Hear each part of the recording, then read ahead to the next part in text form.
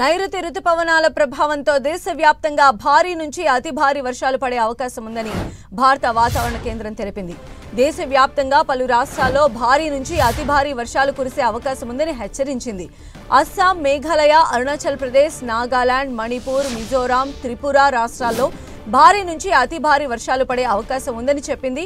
అటు దక్షిణాదిలో తమిళనాడు, కర్ణాటక, పుదుచ్చేరి, కోస్తాంధ్ర, తెలంగాణలో వర్షాలు పడే అవకాశం ఉందని వాతావరణ శాఖ అధికారులు తెలిపారు. ఢిల్లీ, పంజాబ్, హర్యానా, చండీగఢ్, ఉత్తరప్రదేశ్లో మరికొన్ని ప్రాంతాల్లో ధూళి తుఫాన్లు వచ్చే అవకాశం ఉందని స్పష్టం చేసింది. ఇక నిన్న కర్ణాటక, తమిళనాడు సహా తెలుగు రాష్ట్రాల్లో పలుచోట్ల వర్షాలు కురిశాయి. కర్ణాటకలో వర్షాలు దంచుకొడుతున్నాయి. గత 2-3 రోజులుగా ఎడతెరిపి లేకుండా పలుచోట్ల వర్షాలు కురుస్తున్నాయి.